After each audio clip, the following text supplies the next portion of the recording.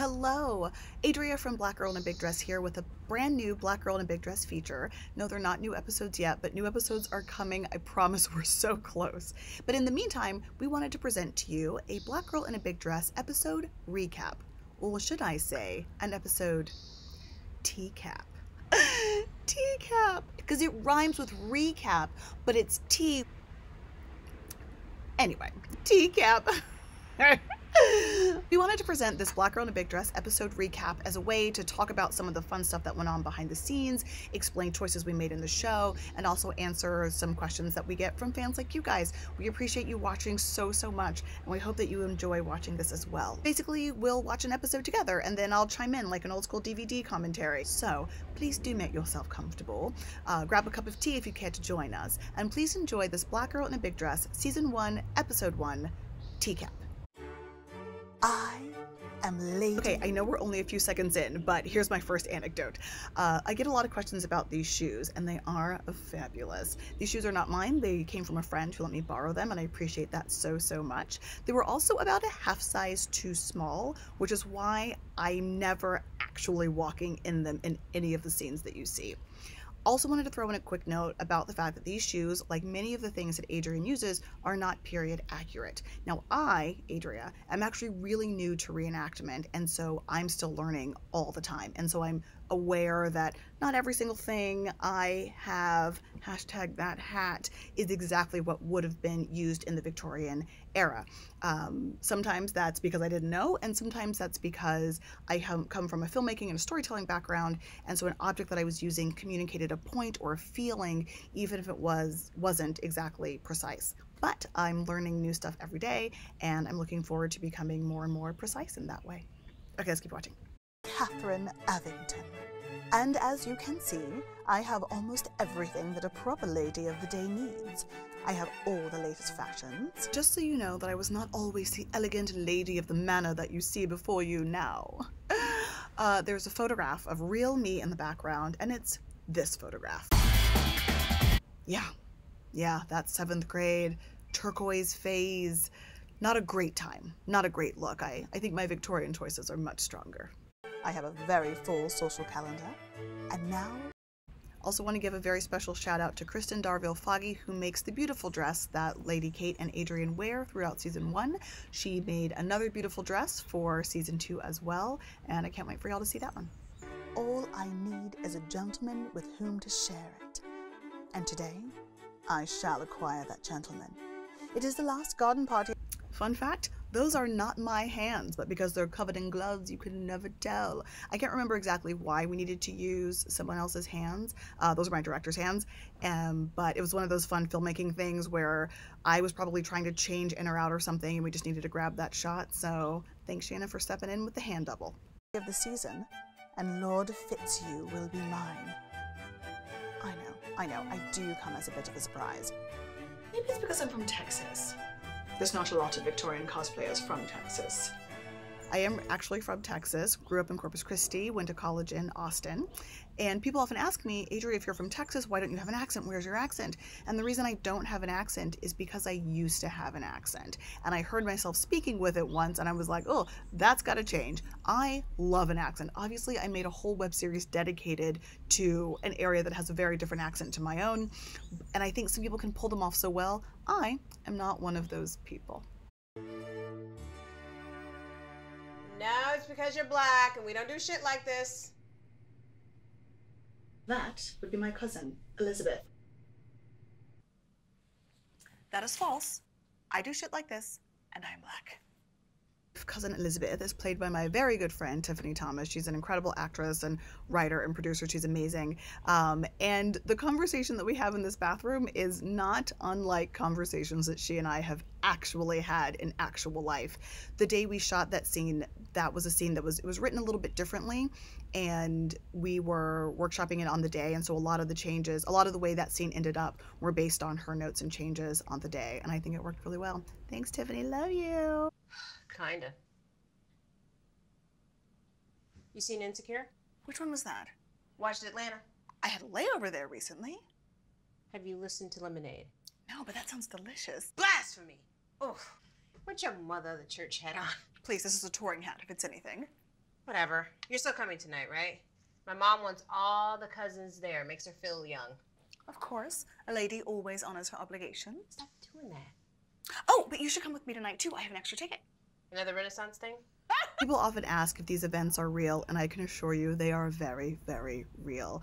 In addition to going to Renaissance fairs on the regular, there are also, in Los Angeles where I live, a number of historic dance events. There's turn-of-the-century dances, there's Regency dances, there's Victorian dances, and I do actually go to them. Some of them are in costume, some of them are not.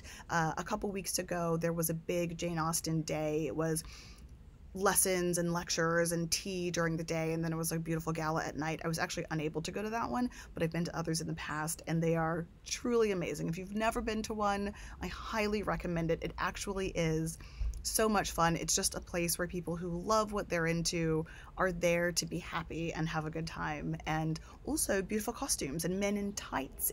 I mean, how can you go wrong? I am. Another Renaissance thing? Please, there's nothing Renaissance about this corset boning. And I think tonight is the night it's going to happen for me and Lord Fitzhugh. I mean, it has to be. Last time we danced together 3 times. One of them was a gavotte. He sat next to me at cards, and he's seen me without. So one of the things that you learn as an independent filmmaker is exactly how many pages you can or cannot shoot in a day. The day that we shot this, we had actually been at another location for probably 8 hours getting through a bunch of other footage, and then we came home. We were running late. We came back to this location, and we were really pushing the crew, so we had not a lot of time to get through this. It was kind of like you get one take on each angle, and that is it. And so the amount of focus that Tiffany and I were exerting in this moment is extraordinary. We were so tired. We were all crammed in there. Our DP was crammed in that bathroom. Our sound woman was in the bathtub, which is behind where we're standing. We're all crammed in that space. It is very late. We are very tired. We are all hungry. And we were so laser focused on looking like we were having a good time because we were so tired. But we got through it. I think the scene is really lovely. So thank you all for bearing with us that day. Thank you to all the crew for bearing with us that day. I know it was a lot. But I think the scene turned out really well. And it's one of those things sometimes when you don't actually have a lot of time, it does cause you to focus up and really just be in there and be present and get something done. And I think this beat turned out really well. Don't you want to come with and watch the magic happen? I don't want to watch the magic happen. Why, what are you doing instead? Hanging out with your boyfriend? Yes, as a matter of fact. Please, you see him like every day. An event like this only happens once a fortnight. Black people don't say fortnight. That is false. I say fortnight, and I'm black. It's really interesting to watch this scene now that people say Fortnite all the time because of the game, but they're not saying it the way it was intended to be said. Actually, maybe they are. I've never played Fortnite. Maybe the whole thing happens inside 14 days. I have no idea. But I think Fortnite is a phrase that we should bring back. To say, oh yeah, I can do that in about 2 weeks, or I'll see you in about 2 weeks.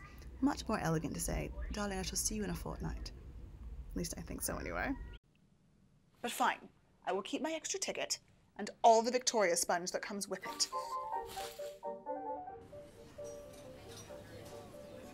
Good afternoon.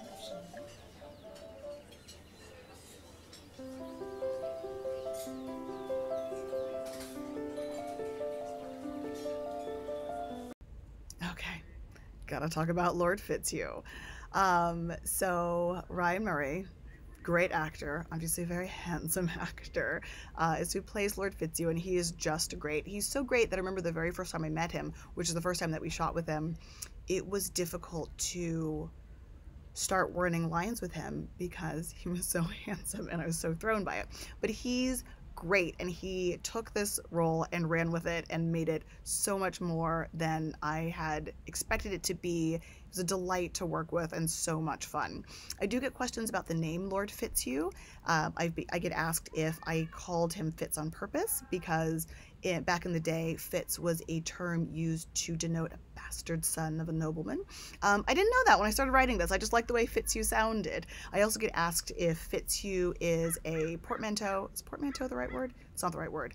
But I'm going to go with it because it's close to the word that I'm trying to think of. But you know when you, like sort of a purposeful mispronunciation? Anyway, people ask if it means Fitz you which is a great, like, I wish I had thought of that at the time, but no, just like the way it sounded, so that's what I called the character.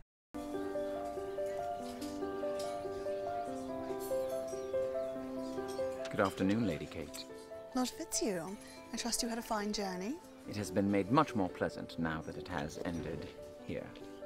Flattery will get you nowhere, sir. Nowhere at all. Well, since my flattery has betrayed me, why not a stroll about the garden? I'm so sorry. I'm It's so okay. sorry. It's been going off all day. It's been so weird. I turned it off, but then it must have turned itself back on. So this blushy reaction that you see is pretty genuine. The way we had originally blocked it, he did not come close to me. He certainly didn't cradle me while he whispered gently into my ear. So I was not expecting it at all. But, you know, pretty nice surprise on a shoot day. I'll leave you to it. Excuse me.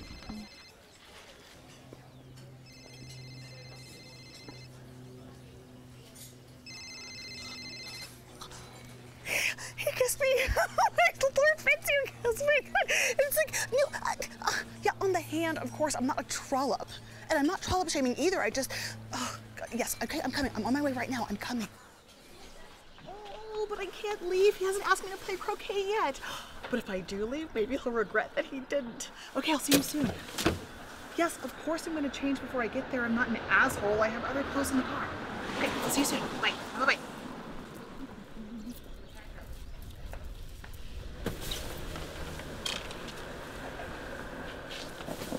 Hashtag hoop skirt problems have gone to so many events, and every time I think, nope, I'm gonna have a system for getting into the car this time. I never do. And don't let me have forgotten to get gas on the way there. Nightmare. Absolute nightmare.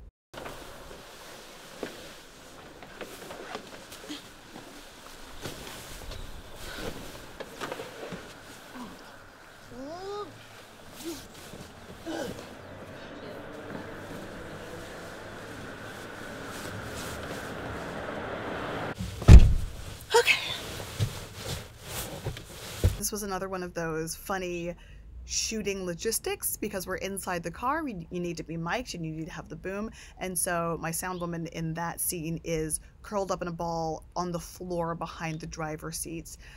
What a trooper. Thank you for doing this for the sake of the art. I thought I had other clothes in the car. Shit. This is absolutely a real thing too. I have gone to so many events where I was planning to go to something else afterwards and totally thought I had my regular clothes in the car, but when you're dealing with so many costume pieces, it's easy to forget the regular stuff. So I've definitely done those mad dashes home. I've done that thing where you run to Target and buy the cheapest thing possible just so that you can look kind of presentable at your friend's work event. So yeah, hashtag hoop skirt problems for real. And that's that. You made it. Thank you so much for watching. We really appreciate it. And let us know in the comments below what you thought. Did you like it? Do you want to see more of these? Are there any other questions we can answer for you? Because we would love to do that. Let us know in the comments below, and we'll talk to you soon.